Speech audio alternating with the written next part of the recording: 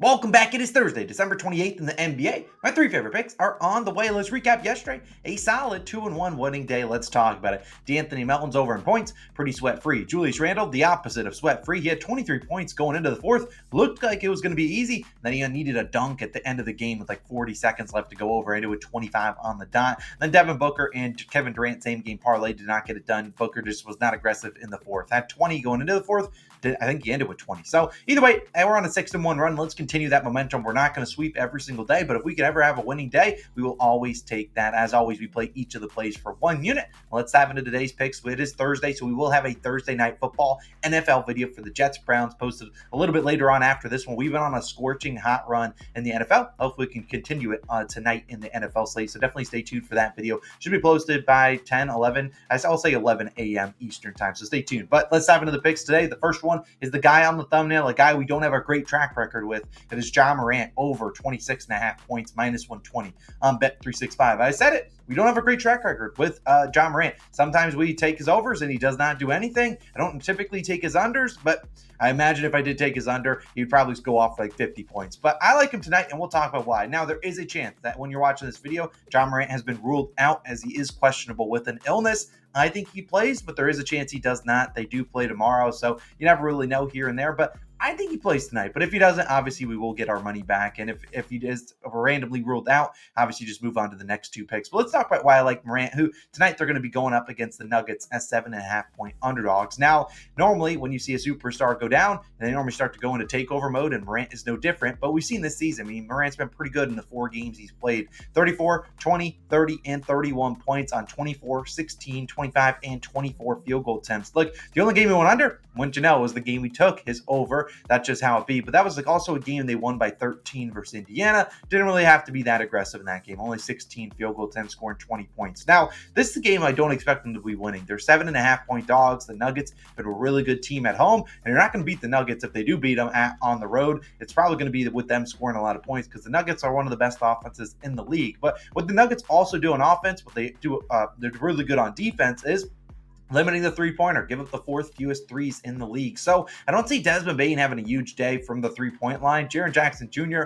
really not being involved too heavily in the offense, like 10 or 11 field goal attempts per game, and he won't have a size mismatch like he's did a couple times against the Pelicans in this one. So I really think it's going to have to be Morant's game, and that's kind of how it's been in his last 5 games at Denver. 36, 27, 38, 35, and 27 points going over in all 5. He's attempted 24, 15, 26, 26, and 20 field goal attempts. So right on par with the numbers he's been shooting this season and been soaring over the line most of the games. I mean, 35 plus points in 3 of his last 5 at Denver. And with Aaron Gordon out due to, his face injuries with the dog bite, and I don't even want to get into that. I don't know what happened. Hopefully get well soon to AG. I just don't think this defense is going to be really as good as it has been. So I think Morant will be able to get wherever he wants. I think they involve Nikola Jokic a ton in screen and rolls. You'll see maybe whoever Jokic is guarding is going to come up instead of screen on whoever's guarding Ja Morant, and they're going to force Jokic to play defense, whether that's trying to come up and blitz Ja Morant, which probably won't be very successful because Morant's too fast for that, or he plays drop coverage and lets Ja Morant come down with a full head of steam at him. He can Euro step, dunk on him. I don't care what he does. Ja Morant, we know how good he is when he gets going, and I just think this is the game they try to play through Ja Morant. Obviously, if he doesn't play, whatever, but I think this is a great spot to back him. I'll take his over 26.5 points. Hopefully, so we are due some good regression on hitting some Ja Morant props. Obviously not, the worst player we've ever targeted in terms of overs. Like, it's not like he never comes through, but, just not the greatest track record with Ja, but I think he comes through tonight in a good matchup. Now, my second pick is going to be a guy that was doing really well up until Christmas Day, and I think he's due for a bounce back because it's Klay Thompson. I like his over 18.5 points, minus 110 on BetMGM. Now, I don't love the line at 19.5 because you'll hear a couple times that Klay Thompson loves ending on 19, and I don't know how he does it, but he loves to do it. But let's talk about Klay, though, who, like I said, had been playing really well until Christmas Day. Because look at over the last 7 games he's played in, averaged 23.3 points per game, scored 20 plus points in 6 straight until Christmas Day. Only 9 points on 3 of 12 shooting on Christmas Day. So terrible game for him. Obviously, guys are going to have terrible games. That's how it is. It's the nature of the NBA. But that was, again, against the Nuggets, a team that we just talked about. 4th fewest three-pointers allowed in the NBA. Look, if Klay's going to have good games, probably because he's knocking down his threes. And I think this is a good matchup for him to knock down threes. He's going up against the Miami Heat, a team that allowed the ninth most three-pointers in the NBA at 13.8. The most in the NBA is 14.5 by the Spurs. So real close to, back of the pack. Well, I mean, they are at the back of the pack, but giving up a ton of threes. And Klay, you've seen him do well against the Heat. He scored 19, 29, 36, 19, and 19 points in his last 5 versus Miami. You see, the 19 is a key number to get here. And in his last 2, both last year at the beginning of the season in 2022, went 6 for 19 and 7 of 19 shooting against the Heat. Did go over, had 19 points in each of those, but I mean, the 19 shot attempts are there. We know the Heat are a very stingy defense. While you could say, hey, they're giving up a ton of threes, obviously we should take Steph Curry. He's the best three-pointer shooter of all time. Yeah, but I also think the Heat are going to try their best to slow down Steph. We see that they normally target number one options to slow those guys down, and I think Klay's going to have to pick up the slack here. And we've seen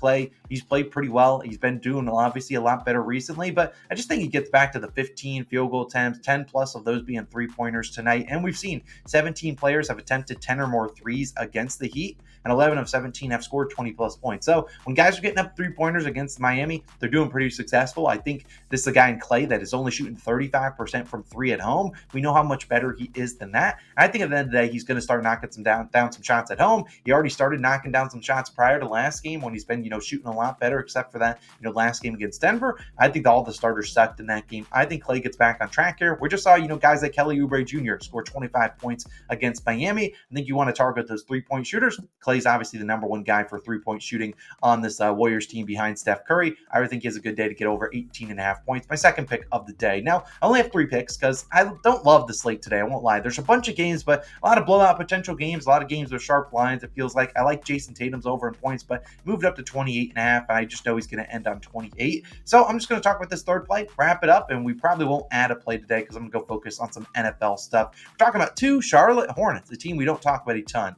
Miles Bridges and Terry Rozier in a 2-leg same-game parlay, each to score 20-plus points, plus 110 on Bet365. This is very similar to the one we took with Brandon Ingram and CJ McCollum in terms of the value, and hopefully it's not as sweaty as that one, but this is about plus 110 to minus 115 or so on mostly every single book. Now, if you're like Austin and need individual prep, I like Bridges over in points the most at 21.5, but I think Terry Rozier has a chance to hit his over at 24.5, and there's a chance you get better value depending on the Hornets injury report that comes out later on today. But the Hornets are a banged up team. Like I said, the injury report could dictate what goes on here, but I do know Gordon Hayward is out. Obviously, LaMelo Ball is out. The guy that's really, the big news is Brandon Miller. Is he going to play or not? He is questionable. Did miss yesterday or their last game, which was 2 days ago. I don't necessarily know if he plays tonight. If he does, cool. That's going to lower probably a couple of these lines, but I still do think both Bridges and Rozier are both capable of 20-plus points. And if Brandon Miller doesn't play, I like it even more because over the last 2 games, you looked at the volume. Bridges, 22 and 21 points on 8 of 23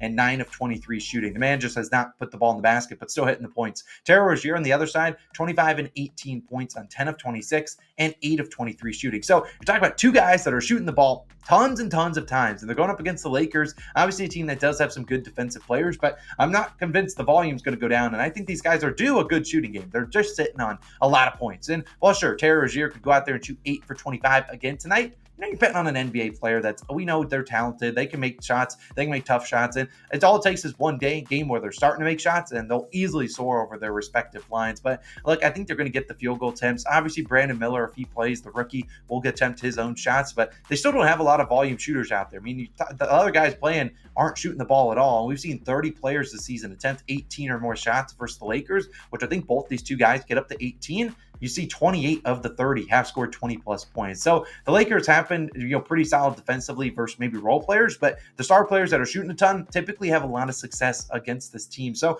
I think Miles Bridges and Terry Rozier both going to attempt a ton of shots, both going to play a lot of minutes, and sure, it could be a blowout, but any game in the NBA could be a blowout. So I think the Hornets will play these guys a ton of minutes, and I think they're going to have to score some points somewhere, and it's probably going to be Bridges and Rozier scoring. If Brandon Miller plays, he probably scoring too, but end of the day, these are 2 guys shooting the ball 18, 20-ish times each. I'll take my chances with each of them scoring 20-plus points for a little bit of plus money. Sure, the Lakers could obviously blow them out. Look, I'm okay with that, but I do think that both these 2 guys got a chance. So give it to me, 20 and 20 from both these 2 Charlotte Hornets. Hopefully they come through. They do play tomorrow, so maybe their minutes are a little bit limited if they're getting blown out by like 30, but by then, any play is probably a loss, but they still could get it done. They're going to need to score points, and these are the 2 guys shooting a ton. So those are my 3 favorite picks of the day. Hopefully we can go 3-0. They have a 2-1 day. Wouldn't be the worst. Obviously, we play play all of these for 1 unit today, but relying on Ja Morant, Klay Thompson, Miles Bridges, Terry Rozier. We need all you 4 guys to put the ball in the basket, and hopefully we can walk away with a 3-0 day. Let me know your favorite picks down below. When our Thursday Night Football video is live, I'll link it on the screen to check it out. We've been on a scorching run, I think 14-4 over our last 18 picks. Been up like 20-something units over the last few weeks in the NFL. So let's hopefully dominate once again on a Thursday Night Football video that is going to be a little bit of an ugly game, Jets-Browns. But either way, appreciate you guys as always for tuning in. It's Austin, signing out. I'll see you guys in the next one. Peace!